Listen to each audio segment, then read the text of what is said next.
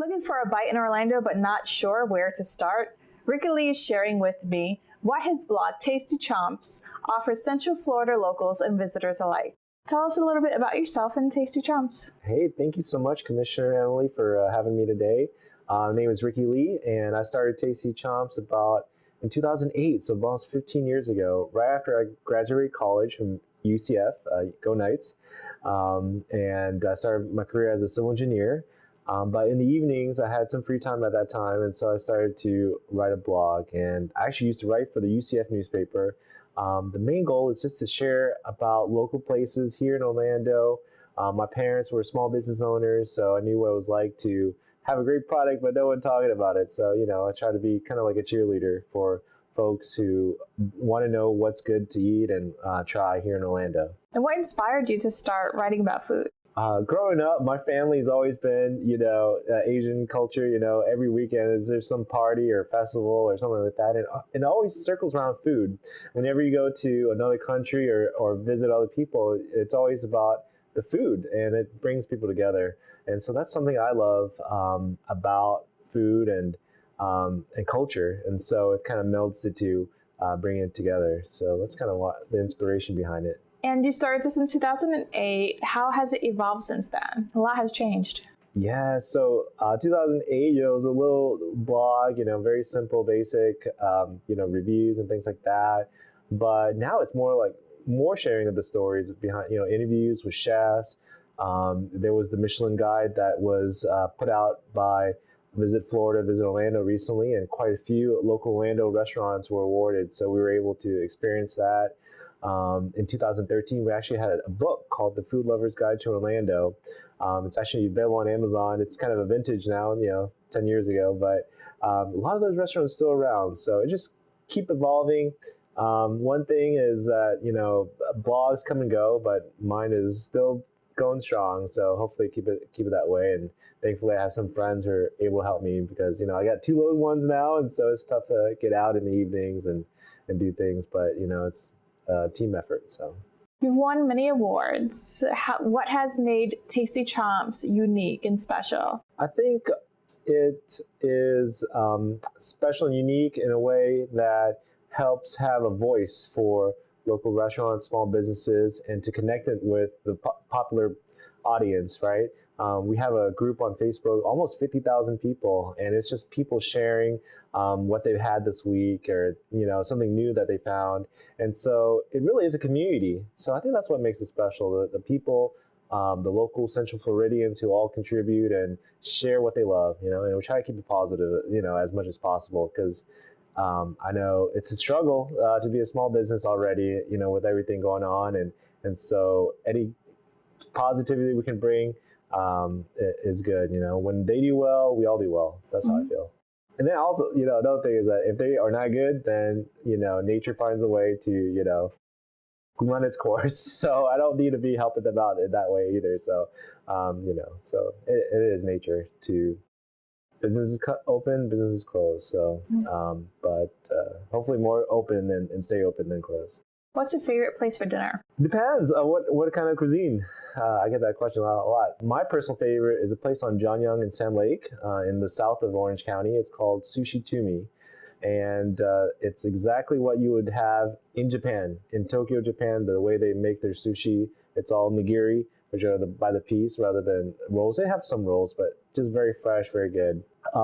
Locally here, downtown Orlando, you've got Kabuki Sushi, which was recently nominated as a Michelin Guide recommended restaurant, and their chef Henry Mosa was one of the top rising chefs by the James Beard Award nominee. So it's very nice. Soseki is another one. It's actually a 12-seat sit-down omakase, and they actually got one Michelin star recently. And so those are really good options, and a little bit on the pricier side, so don't go all the time, but it's great for a celebration and things like that. So for Chinese, I do recommend this place called YH Seafood Club House on Dr. Phillips and Sand Lake Road, down by the convention. They have chefs from Hong Kong and New York here making really good Cantonese seafood dishes, like stir-fried lobster and dim sum. So it's very good. What about vegan? Or vegetarian? vegan, vegetarian. There's been a upheaval recently in the past couple of years. I'm not sure if you've been following the news, but some places have closed, unfortunately, and some controversies too. Dodgen Eats, they're like a Caribbean vegan place, but they might be closed. So, I'm trying to think. Yeah, there's quite a few new ones opening up too lately. And most places have like a vegan dish on their menu. If you like vegan sushi, there's a place called Kiko Sushi on University in 436 that's been around for a while, and it's all vegan stuff. A little known place off of Dean, there's a Buddhist temple. On Sunday mornings to afternoon, they have a little market that they have like homemade vegan, vegetarian, Vietnamese dishes made by the temple. So they've got like vegan noodle soups, vegan noodle rolls, and things like that. And it's so yum. Yeah, it's good. Let's see other vegan places. Are you vegan? Vegetarian. Well, pescatarian. I eat fish. Pescatarian, yeah. So a lot of good seafood places. If you like seafood, there's a place called Aardvark off of, I think it's Michigan Street near Johnny's Burgers over there, down there by Boone High School. And they've got really good seafood, like grouper sandwiches. They have one dish called Mahi Reuben with sauerkraut. It's very good. Yeah, definitely recommend them. And it used to be like a little beer shop, and then the owners turned it into like almost like a gastro pub. Pescatarian, man, there's quite a few good seafood places around town, at the hotels especially, but a little bit pricier. Planties, have you been there? Mm-mm. Mills, on Mills, it's a vegan burger shop. Kind of think Shake Shack, but vegan. Okay. Yeah, it's good. Yeah, a little bit pricey. But all right. it is what it is. What about for breakfast? Breakfast. That's something that is very popular here in Orlando, but it's hard to find good breakfast. Where would I go for breakfast? Or brunch. Yeah. Briar Patch in Winter Park is always popular. Take a boat tour out there. Have you done that yet? The Winter Park boat tour? It's only like $16 for a ticket, and they go every hour, every day, from starting at 10 a.m. to I don't know what time, but it's fun to check out all the crazy mansions out there in Winter Park. But it's only like less than an hour. But yeah, go there and then check out the Briar Patch for brunch out there. So get some French toast. You know who had some really good French toast? Not the Chef and I, but their partner restaurant called Passion at the Hall in the Yard. They have a strawberry French toast where they soak their brioche bread overnight in this milk cream, and it's just so delicious. You have to try that one out. Okay. Off of Ivanhoe. What about for dessert? Dessert shops. Let's see. I do like this place called near the east side of town called J Pedal, and it's a Japanese style crepe place. So they fill it with fruit and cream, and you eat it like a roll almost. Yeah, it's so good. Ice cream. There's the Green Creamery, which is also vegan, owned by a young Filipino American, Marie. And they have like 3 locations now, I think, but they started here downtown Orlando. You could probably walk it from here, but it's a vegan ice cream place. It's very good. All right. Any future plans for Tasty Chomps? Just continue on the path I am, keep going. I think, in life, sometimes you get busy or things like that, or challenges come your way, but just keep going through it and you will find success. So I think Tasty Chomps is doing very well, and just keep on sharing the good news, and that's it. All right.